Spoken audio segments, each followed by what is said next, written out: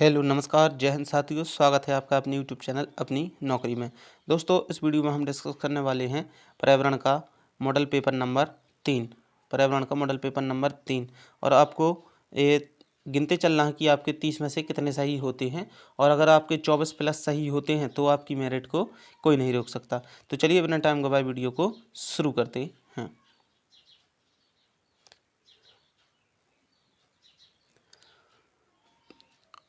पहला प्रश्न हो जाएगा आज के वीडियो का। जो प्रश्न क्रमांक यहाँ पे 21 दिख रहा है वो आज के वीडियो का पहला प्रश्न है आपका। भारत की कौन सी सबसे लंबी नदी है जिसका उद्गम और मुहाना दोनों भारतीय क्षेत्रों में स्थित है। आपको बताना है भारत की वो कौन सी नदी है जिसका उद्गम और मुहाना दोनों कहाँ स्थित हैं, भारतीय क्षेत्रों में स्थित हैं। ऑप्शन है आपके गंगा नदी, ब्रह्मपुत्र, गोदावरी और नर्मदा। जल्दी से बताइए क्या आंसर रहने वाला है इसका।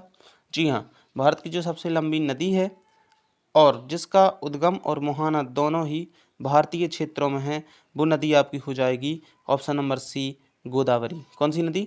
गोदावरी। चलिए अगले अगले प्रश्न की ओर बढ़ेंगे। 122, खासी जनजाति का मूल निवास स्थान कहाँ है? बिहार, मध्य प्रदेश, बंगाल, असम। तो इसका राइट आंसर हो जाएगा आपका जो खासी जनजाति का मूल निवास स्थान है वो कहाँ पर है, वो है आपका असम। Option number D. चलिए अगले प्रश्न की ओर बढ़ेंगे। भारत के मानसून का वर्णन करने वाला पहला अरब विद्वान कौन था? जो अरब विद्वान था वो कौन था जिसने भारत के मानसून का वर्णन सबसे पहले किया था? अलमसूदी, अलबरूनी, मोहम्मद गौरी या फिरदौसी। चलिए बताइए तो वो कौन सा विद्वान था। तो इसका राइट आंसर हो जाएगा आपका अलमसूदी अरब का पहला विद्वान था जिसने भारत के मानसून के बारे में सबसे पहले बताया था। चलिए अगले प्रश्न की ओर बढ़ेंगे। प्रश्न क्रमांक 124 और इस वीडियो का प्रश्न क्रमांक 4। एटीएम का पूरा नाम क्या है, यानी एटीएम का आपको फुल फॉर्म बताना है। बहुत ही आसान प्रश्न है, आपको पता है ऑटोमेटेड टेलर मशीन। 124 का ऑप्शन नंबर हो जाएगा आपका, क्या हो जाएगा?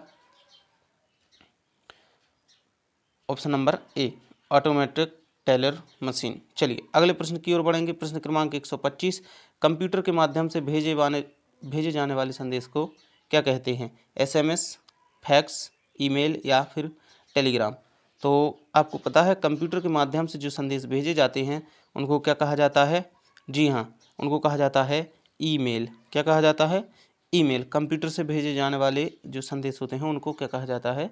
ईमेल। चलिए अगला है, डेंगू रोग के रोग वाहक का नाम है? एडिज मच्छर, क्यूलेक्स मच्छर, घरेलू मक्खी या एनाफ्लीज मच्छर। तो आपको पता है जो डेंगू मच्छर है, डेंगू का जो रोग होता है वो होता है एडिज एजिप्टी मच्छर से। तो ऑप्शन नंबर एक इसका राइट आंसर हो जाएगा। डेंगू का जो वाहक है वो है एडिज एजिप्टी मच्छर। प्रश्न क्रमांक 127, मनुष्य के शरीर की जैव रासायनिक प्रयोगशाला कहा जाता है? वो ऑप्शन यहाँ पर है आपके। मनुष्य के शरीर की जैव रासायनिक प्रयोगशाला कहा जाता है। प्रश्न है आमाशय, यकृत, आंत या फिर वृक्क। जी हाँ, तो मनुष्य के जो शरीर की जैव रासायनिक प्रयोगशाला है वो आपकी कहलाता ही है क्या? यकृत। ऑप्शन नंबर बी, यकृत इसका राइट आंसर हो जाएगा। चलिए अगले प्रश्न की ओर बढ़ेंगे।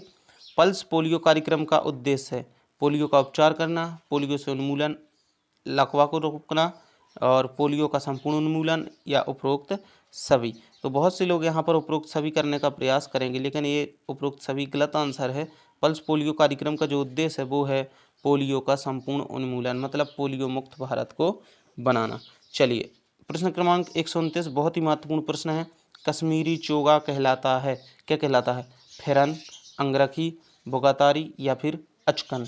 कश्मीरी चोगा क्या कहलाता है? देखिए दोस्तों, वस्त्र से संबंधित एक बहुत ही अच्छी ट्रिक हमने बनाई है। अलग अलग राज्य और उनके वस्त्रों की ट्रिक, जो उनके पहनावा हैं, ट्रिक के साथ याद कर सकते हैं। वीडियो के नीचे जाइए, लिंक होगी डिस्क्रिप्शन में, उस पर क्लिक कीजिए, वीडियो को देख लीजिए। तो चलिए इसका आंसर बताइए फिलहाल, कश्मीरी चोगा क्या कहलाता है? जी हाँ, तो इसका राइट आंसर हो जाएगा आपका फेरन। क्या कहलाएगा? फेरन। अगला प्रश्न है आपका, कुत्ता मछली का आवास है? तो बहुत ही आसान प्रश्न है आपका। कुत्ता मछली या जिसको आप बोलते हैं डॉग फिश, क्या बोलते हैं? Dog fish. इसका आवास स्थान क्या है? समुद्र है। चलिए अगले प्रश्न की ओर बढ़ेंगे। बागवानी के लिए कौन से प्रकार की उर्वरक उपयोग में होती है? तो इसका भी बिल्कुल आसान सा आंसर है, वर्मी कंपोस्ट बागवानी के लिए यूज की जाती है। चलिए 132 प्रश्न थोड़ा सा कहेंगे अच्छा है, ऐसा नहीं कहेंगे कठिन है, अच्छा है कह सकते हैं।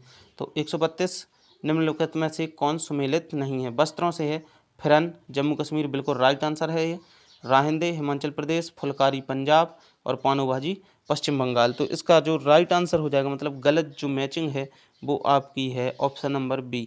फिरन जम्मू कश्मीर का है, राहिंदे हिमाचल का है और फुलकारी आपका पंजाब का है। ये सभी सही है, लेकिन पानो भाजी पश्चिम बंगाल का नहीं है। अगले प्रश्न की ओर बढ़ेंगे। प्रश्न क्रमांक 133। तो ये प्रश्न है आपका, निम्नलिखित में से कौन सा पत्थर राजस्थान के फर्श बनाने के लिए उपयोग में नहीं लिया जाता? तो बिल्कुल आसान सा प्रश्न है। ऑप्शन नंबर सी इसका राइट आंसर हो जाएगा घिया पत्थर। ऑप्शन नंबर सी इसका राइट आंसर हो जाएगा घिया पत्थर, या जिसका नाम है सेल खड़ी। प्रश्न क्रमांक 134 की ओर चलेंगे। राजस्थान में लोकसभा सदस्यों की कुल संख्या कितनी है? ऑप्शन आपके सामने दिख रहे होंगे 20, 25, 22 या फिर 24। तो इसका राइट आंसर हो जाएगा आपका, राजस्थान में जो सदस्यों की संख्या है वो कितनी है? चलिए बताइए। फिलहाल 25। चलिए अगले प्रश्न की ओर बढ़ेंगे। कौन सा सुमेलित नहीं है? अंबाजी मेला गुजरात, माघ मेला उत्तर प्रदेश, नैना देवी मेला असम और बेणेश्वर मेला राजस्थान। चलिए बताइए, मेलों से ये प्रश्न है, कौन सा सुमेलित नहीं है? याद रखना, सुमेलित नहीं है। जी हाँ, तो इसका राइट आंसर हो जाएगा, जो अंबाजी मेला है वो गुजरात में लगता है, माघ मेला उत्तर प्रदेश में लगता है, नैना देवी मेला हिमाचल प्रदेश में लगता है, यहाँ पे असम दिखा है। तो ऑप्शन नंबर सी इसका राइट आंसर हो जाएगा, मतलब नैना देवी मेला असम से मिला हुआ है, जो कि इसमें सम्मिलित नहीं है। तो ऑप्शन नंबर सी इसका राइट आंसर हो जाएगा। चलिए अगला है, राजस्थान स्टेट केमिकल वर्क्स कहाँ स्थित है? तो बिल्कुल आसान सा प्रश्न है। इसका राइट आंसर हो जाएगा आपका ऑप्शन नंबर जी 1। क्या हो जाएगा? Option number 1 Didwana. Rajasthan state chemical works जो स्थित है वो है डीडवाना में। अगले प्रश्न की ओर। भारत में उपभोक्ता संरक्षण अधिनियम किस वर्ष लागू किया गया? 81 में, 1985 में, 1986 में, 1986 दो बार हो गया, यहाँ पे 87 कर लीजिए। बताइए, भारत में उपभोक्ता संरक्षण अधिनियम किस वर्ष लागू किया गया? तो इसका राइट आंसर हो जाएगा आपका, भारत में उपभोक्ता संरक्षण अधिनियम जो लागू किया गया था वो किया गया था 1986 में। कब किया गया था? 1986 में। यहाँ पे मिसप्रिंट हो गई है, 87 था। 1986 में भारत में उपभोक्ता संरक्षण अधिनियम लागू किया गया। अगला प्रश्न है, मलेरिया रोग किसके कारण से होता है? तो आपको पता है मलेरिया रोग होता है जो, वो किसके कारण होता है? चलिए बताइए। मलेरिया जो होता है वो कुछ यहाँ पर भी आपके ऑप्शन है, दो ऑप्शन वहाँ पर हैं, रेट्रोवायरस और साल्मोनेला वहाँ पर है, और आपके यहाँ पर है प्लाज्मोडियम फाल्सीफेरम और एंटामीबा जिंजिबिलिस, इसका आगे का होगा। तो यहाँ पे जो राइट आंसर हो जाएगा, मलेरिया रोग जो होता है वो होता है प्लाज्मोडियम फाल्सीफेरम के कारण। चलिए बढ़ेंगे अगले प्रश्न की ओर। अगला प्रश्न यहाँ पे हो जाएगा आपका कि प्रश्न क्रमांक 139। पक्षमाप उपकला प्राणियों के शरीर में कहाँ मिलते हैं? ये आपको ये बताना है, पक्षमाप उपकला प्राणियों के जो शरीर में है वो कहाँ मिलते हैं। तो इसका राइट आंसर हो जाएगा, चलिए बताइए क्या है? ऑप्शन है आमाशय, श्वसनिका, आंत या वायुकोश। तो इसका राइट आंसर है आपके लिए ऑप्शन नंबर 2 श्वसनिका। श्वास नलिका में पक्षमाप या उपकला पाए जाते हैं।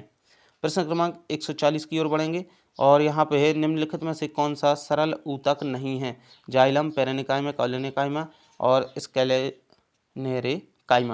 तो इसका राइट आंसर हो जाएगा, जो सरल ऊतक नहीं है वो है कौन सा? Option number A xylem. कई बार रिपीट प्रश्न है ये, तो इनको जल्दी करते हुए चलेंगे, बिल्कुल टाइम नहीं लेंगे। श्वेत फेफड़ा कैंसर होता है, श्वेत जो फेफड़ा कैंसर होता है वो किसके कारण होता है? एस्बेस्टस के कारण, पेपर के कारण, टेक्सटाइल के कारण या सिलिका के कारण? 141 का, चलिए बताइए क्या हो जाएगा? जी हाँ, तो श्वेत फेफड़ा कैंसर जो होता है वो होता है टेक्सटाइल के कारण। किसके कारण? टेक्सटाइल के कारण। ऑप्शन नंबर सी इसका राइट आंसर हो जाएगा। चलिए बढ़ते हैं अगले प्रश्न की ओर। प्रश्न क्रमांक 142। वर्षा काल में किस वायु समय वायुमंडल में सबसे अधिक आर्द्र रहता है? जो आपको बताना है, वर्षा काल के समय में वायुमंडल में सबसे अधिक आर्द्रता कब रहती है? रात में, प्रातः काल में, अपराह्न में, इनमें से कोई नहीं। तो इसका राइट आंसर हो जाएगा, जो वर्षा काल में सबसे अधिक आर्द्रता रहती है वो रहती है आपकी, जी हाँ, प्रातः काल में। कब रहती है? प्रातः काल में। वर्षा काल की बात हो रही है यहाँ पे, ध्यान रखिएगा। अगले प्रश्न की ओर बढ़ेंगे। प्रश्न क्रमांक 143। इतिहास में पहली परमाणु दुर्घटना कब हुई थी? इतिहास में पहली परमाणु दुर्घटना कब हुई? 16 अगस्त 1945 को, 26 अगस्त 1945 को, 6 अगस्त 1945 को, 6 अगस्त 1945 को। ये यहाँ पे 2 बार हो गया, इसको एक बार 42 कर देते हैं। चलिए बताइए क्या हो जाएगा इसका राइट आंसर बताइए। भारत में पहली बार परमाणु दुर्घटना कब हुई?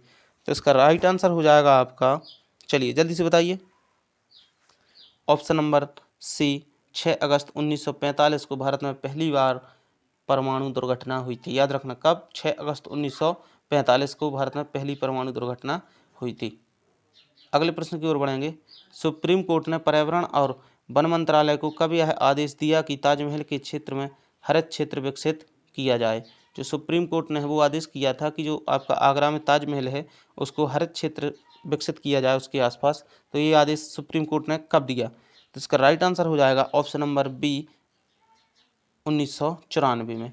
ये आदेश कब दिया था? 1994 में। 144 का आंसर हो जाएगा ऑप्शन नंबर बी 1994 में इन्होंने हरित क्षेत्र विकसित करने के लिए आदेश दिया था। चलिए अगले प्रश्न की ओर बढ़ेंगे।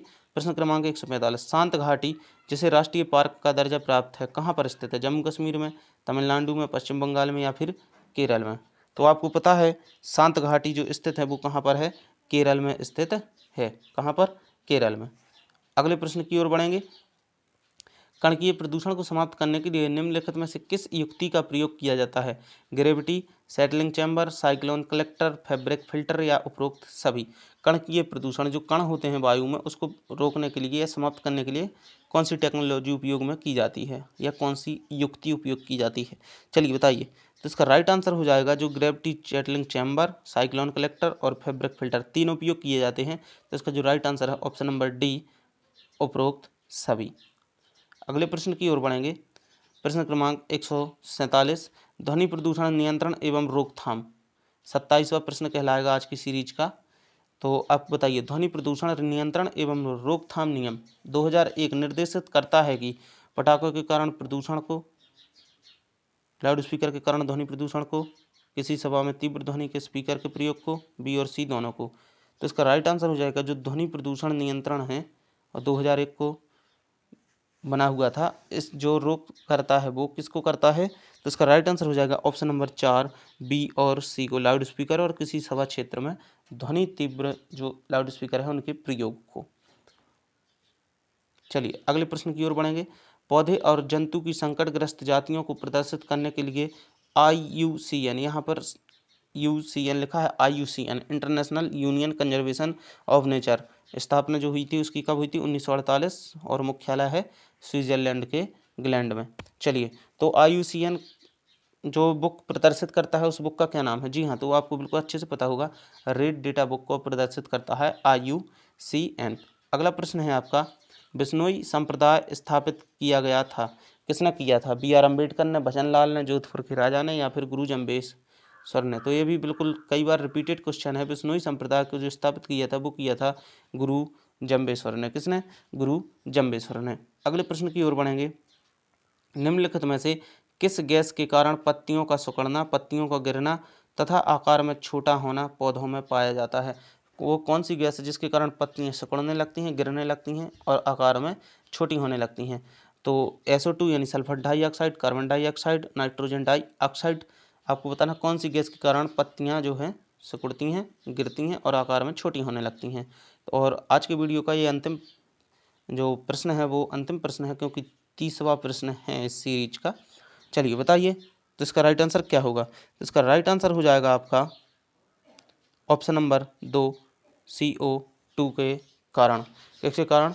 CO2 के कारण जो है पत्तियां सिकुड़ना, CO के कारण, कार्बन मोनोऑक्साइड 2 नहीं रहेगा, कार्बन मोनोऑक्साइड के कारण पत्तियां छोटी होना, सिकुड़ना और गिरने लगती हैं। तो ये तो आपका पर्यावरण अध्ययन का मॉडल पेपर नंबर 3